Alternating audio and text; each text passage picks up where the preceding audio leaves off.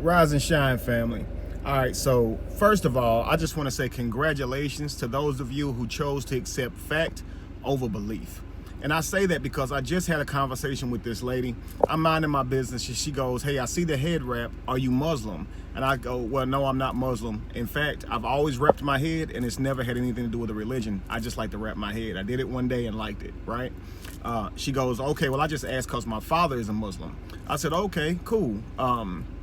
So what do you identify with?" And she goes, "Well, I'm a Christian because I could not give up eating pork." And I go, "Interesting. You chose your religion because it allows you to eat certain foods?" She goes, "Yeah, I love my pork. I eat pig feet, chitlins, you name it. I eat my pork and I'm not giving it up." And I said, "Well, have you like, do you read the Bible or the Quran?" And she goes, "No, I've never read them." And I said, "Well, you probably should because honestly, man, Christians are not allowed to eat pork either, based on what the literature in the Bible, from what the Bible's God says to its people. They're not supposed to eat it either. They just do because they don't really care about literature as much as, say, a Muslim does or other religious groups, right? It tends to be really lax in what they really apply, what they adhere to. They focus on what they want to focus on, but they leave out details like what you're going to eat, right?" And she goes, "Well, I ain't sure about that because we all eat pork and I never heard this before." I said, "I promise you, you just got to crack open the book. Nowhere in this book does the Bible's God tell you can eat pork. It does say don't eat it." That's a fact. Nowhere does it say you can eat it, though. And she goes, "Well, what's this about rise, kill, and eat?" I said, "Well, that comes from Peter. Peter saw a cloth with all different types of unclean foods on it. And God says, or in this vision, it says, rise, kill, and eat. And Peter says, I have never eaten any unclean thing, saying that it was unclean.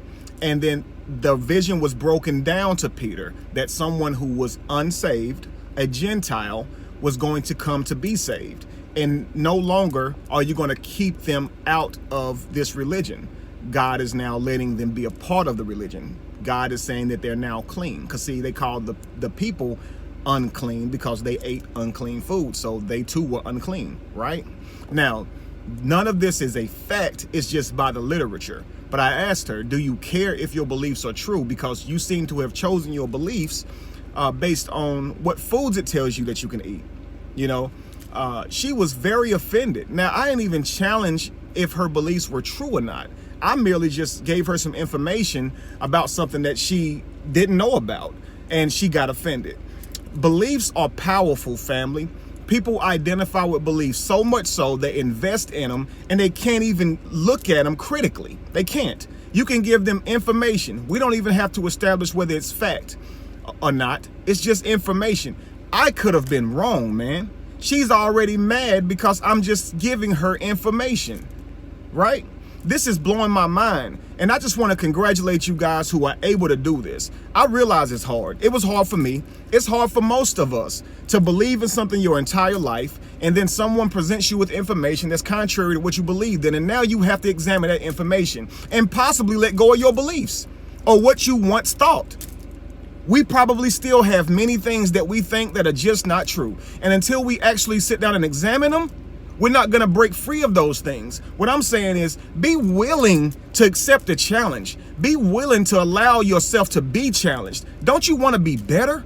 Don't you want to grow as a person, as an individual? If you just keep holding on to your belief and you won't take any information that's contrary to it, how are you ever going to know if what you believe in is true? What you believe in should be able to stand up to criticism and questions.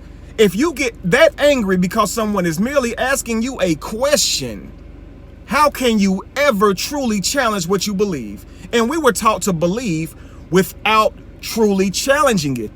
We were taught to believe without truly researching it for ourselves. So if you're going to know if what you believe is true, how can you do that if you can't even hear information contrary to your belief? It's crazy, family. I get it. Beliefs make you feel good. It's like a placebo effect. Beliefs can give you hope. Beliefs can make you believe in something or give you hope when you otherwise wouldn't even have hope. I get that. But it's just like sugar. Sugar makes you feel good, right? Sugar, it's sweet, right? life can be really bitter sometimes, and I get it. Sometimes you want something sweet. Sometimes you don't want to hear the straight truth or the straight facts. Sometimes you just don't want to hear it. I get it. But as an adult, we should make it a prerequisite to listen to information and examine it for truth. And if it is true, get rid of the beliefs, because they both can't be true. You understand? Beliefs and fact, if they contradict each other, they can't both be true. So the facts are what you want to hold to, because the facts are something that can be demonstrated. You understand? Amongst the people around you, your peers, facts can be demonstrated. Beliefs cannot. They cannot be demonstrated, and that is why it's a belief. You understand? Facts, though, they don't always give you hope. They don't always make you feel good. But I'm telling you, you can base your life off facts, though. You understand? You can make facts your foundation. Think of an ant. An ant will build its house out of sand and dirt.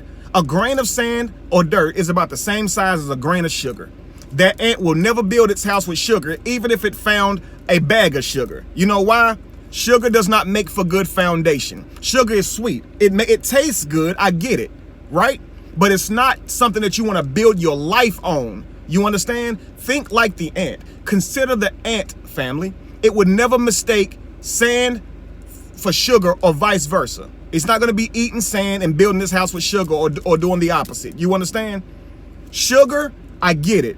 Sometimes you want to hear something sweet. Sometimes you don't want the whole truth. But when someone presents to you facts, be willing to hear it, family.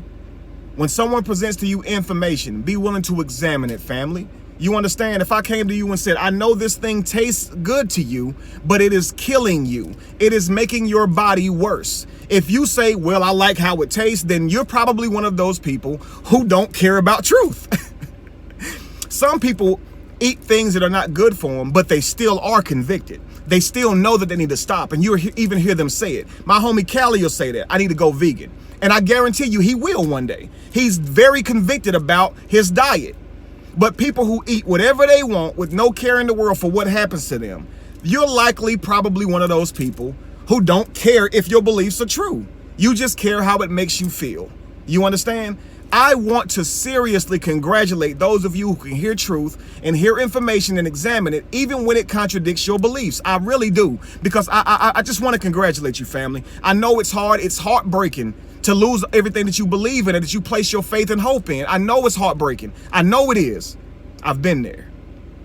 But man, despite every single thing, we accepted truth and we are better for it. You understand? We are better for it.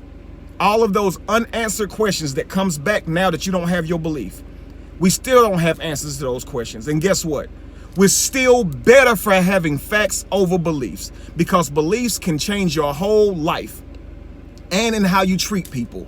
You can be mistreating people based off some crap you believe in.